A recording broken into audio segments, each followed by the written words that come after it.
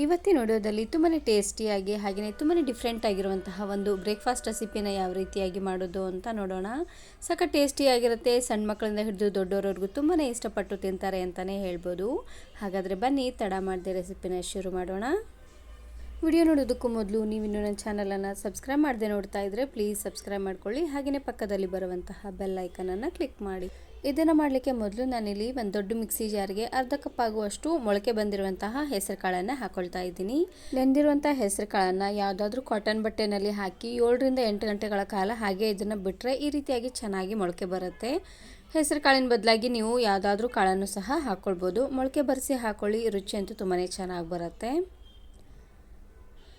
ಇದಕ್ಕೆ ನಾನಿಲ್ಲಿ 1 ಗರಿ ಆಗುವಷ್ಟು ಕರಿಬೇವು ಸೊಪ್ಪನ್ನು ಹಾಕ್ಕೊಳ್ತಾ ಇದ್ದೀನಿ. ಹಾಗೆಯೇ ಇದ್ರ ಜೊತೆಗೆ ಮೀಡಿಯಂ ಖಾರವಾಗಿರುವಂತಹ 4 ಹಸಿರು ಮೆಣಸಿನಕಾಯಿ, ನಿಮ್ಗೆ ಖಾರಕ್ಕೆ ಎಷ್ಟು ಖಾರ ಬೇಕೋ ಅಷ್ಟು ಖಾರನ ನೀವಿಲ್ಲಿ ಹಾಕ್ಕೊಳ್ಬೋದು. ಇದ್ರ ಜೊತೆಗೆ ಸ್ವಲ್ಪ ಕೊತ್ತಂಬರಿ ಸೊಪ್ಪನ್ನು ಹಾಕ್ಕೊಳ್ತಾ ಇದ್ದೀನಿ. ಸೊಪ್ಪನ್ನು ಚೆನ್ನಾಗಿ ತೊಳೆದು ಹಾಕ್ಕೊಳ್ಳಿ.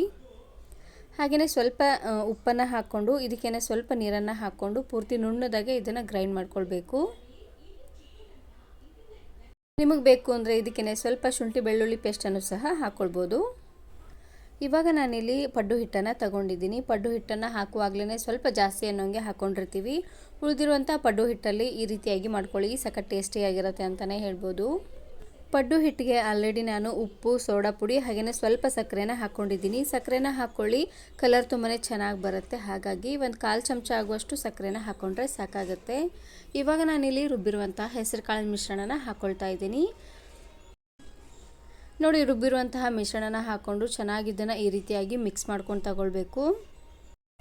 ಹೆಸರು ಕಾಳಿನ ಬದಲಾಗಿ ಕಡಲೆಕಾಳು ಹಾಗೆಯೇ ಅವರೆಕಾಳು ಯಾವುದಾದ್ರೂ ಕಾಳನ್ನು ಸಹ ನೀವು ಈ ರೀತಿಯಾಗಿ ರುಬ್ಬಿ ಹಾಕ್ಕೊಳ್ಬೋದು. ತುಂಬಾ ಚೆನ್ನಾಗಿ ಬರುತ್ತೆ.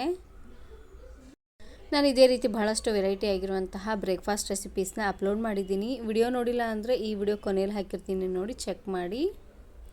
ನೋಡಿ, ಹಿಟ್ಟು ರೆಡಿಯಾಗಿದೆ. ಇವಾಗ ನಾನಿಲ್ಲಿ ಒಂದು ದೊಡ್ಡ ಮಿಕ್ಸಿ ಜಾರ್ಗೆ ಅರ್ಧ ಬಟ್ಲೆ ಆಗುವಷ್ಟು ಹಸಿ ಕೊಬ್ಬರಿ ಹಾಗೆಯೇ 2 ಗಡ್ಡೆ ಆಗುವಷ್ಟು ಬೆಳ್ಳುಳ್ಳಿ, ಮೀಡಿಯಂ ಖಾರವಾಗಿರುವಂತಹ 4-5 ಹಸಿರು ಮೆಣಸಿನಕಾಯಿನ ಹಾಕ್ಕೊಳ್ತಾ ಇದ್ದೀನಿ. ಹಸಿರು ಮೆಣಸಿನಕಾಯಿನ ಹುರಿದು ಹಾಕ್ಕೊಳ್ಳಿ.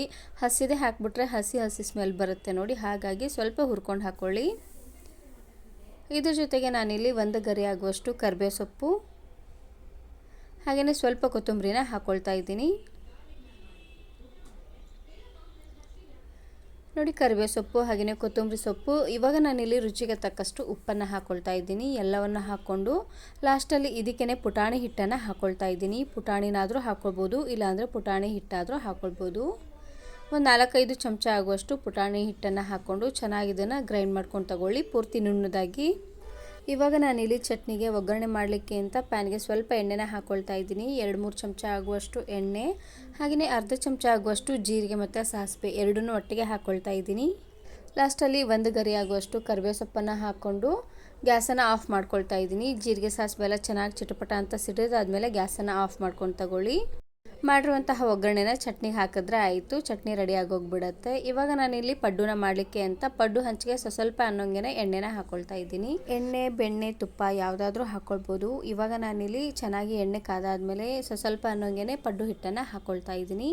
ಇದು ಪೂರ್ತಿ ತುಂಬುವವರೆಗೂ ಹಾಕಬೇಡಿ. ತುಂಬುವವರೆಗೆ ಹಾಕಿದ್ರೆ ಇದು ಚೆನ್ನಾಗಿ ಉಬ್ಬಿ ಮತ್ತೆ ಎಲ್ಲ ಪೂರ್ತಿ ಸ್ಪ್ರೆಡ್ ಆಗಿಬಿಡುತ್ತೆ ನೋಡಿ, ಹಾಗಾಗಿ 1/4 ಭಾಗ ಆಗುವಷ್ಟು ಹಾಕ್ಕೊಂಡ್ರೆ ಸಾಕಾಗುತ್ತೆ. ಹಿಟ್ಟನ್ನು ಹಾಕ್ಕೊಂಡು ಇವಾಗ ಮೇಲ್ಗಡೆ ಮುಚ್ಚಳನ ಮುಚ್ಚಿ ಉರಿನ ಲೋ ಫ್ಲೇಮ್ನಲ್ಲೇ ಇಟ್ಟು ಈ ರೀತಿಯಾಗಿ 2 ಸೈಡು ಚೆನ್ನಾಗಿ ಫ್ರೈ ಮಾಡ್ಕೊಂಡು ತಗೊಳ್ಳಿ. ನಿಮಗೆ ಸ್ವಲ್ಪ ಕ್ರಿಸ್ಪಾಗಿ ಬೇಕು ಅನ್ನೋ ಹಾಗಿದ್ದರೆ ಲೋ ಫ್ಲೇಮ್ನಲ್ಲೇ ಇಟ್ಟು ಚೆನ್ನಾಗಿ ಇದನ್ನು ಬೇಯಿಸ್ಕೊಂಡು ತಗೊಳ್ಬೇಕು. ಸ್ವಲ್ಪ ಸಾಫ್ಟ್ ಆಗಬೇಕು ಅನ್ನೋ ಹಾಗಿದ್ದರೆ ಉರಿನ ಪೂರ್ತಿಯಾಗಿ ಹೈ ಫ್ಲೇಮ್ನಲ್ಲೇ ಇಟ್ಟು ಚೆನ್ನಾಗಿ ಇದನ್ನು ಬೇಯಿಸ್ಕೊಂಡು ತಗೊಳ್ಳಿ. ನಿಮಗೆ ಬೇಕು ಅಂದರೆ ಇದರಲ್ಲೇ ಸಣ್ಣದಾಗಿ ಕಟ್ ಮಾಡಿರುವಂತಹ ಈರುಳ್ಳಿ, ಕ್ಯಾರೆಟು ಹಾಗೆಯೇ ಹಸಿರು ಮೆಣಸಿನಕಾಯಿನೂ ಸಹ ಹಾಕ್ಕೊಳ್ಬೋದು. ಇದು ಕೂಡ ತುಂಬಾ ಚೆನ್ನಾಗಿರುತ್ತೆ. ನೋಡಿ, 2 ಸೈಡು ಚೆನ್ನಾಗಿದು ಕೆಂಪಾಗೋ ರೀತಿಯಾಗಿ ಬೇಯಿಸ್ಕೊಂಡಿದ್ದಾದಮೇಲೆ ಇವಾಗ ನಾನಿಲ್ಲಿ ಒಂದು ಪ್ಲೇಟಿಗೆ ಎತ್ತಿಟ್ಕೊಳ್ತಾ ಇದ್ದೀನಿ. ಮಕ್ಕಳು ಕಾಳನ್ನು ತಿನ್ನಲಿಕ್ಕೆ ಅಷ್ಟೊಂದಾಗಿ ಇಷ್ಟಪಡೋದಿಲ್ಲ. ಅಂಥ ಟೈಮಲ್ಲಿ ಈ ರೀತಿಯಾಗಿ ಪಡ್ಡು ಜೊತೆಗೇ ಮಾಡಿಕೊಡಿ, ತುಂಬಾ ಇಷ್ಟಪಟ್ಟು ತಿಂತಾರೆ. ಹಾಗೆಯೇ ಸ್ವಲ್ಪ ಕಲರ್ಫುಲ್ ಆಗಿರುತ್ತೆ ನೋಡಿ, ಹಾಗಾಗಿ ತುಂಬಾ ಇಷ್ಟಪಟ್ಟು ತಿಂತಾರೆ.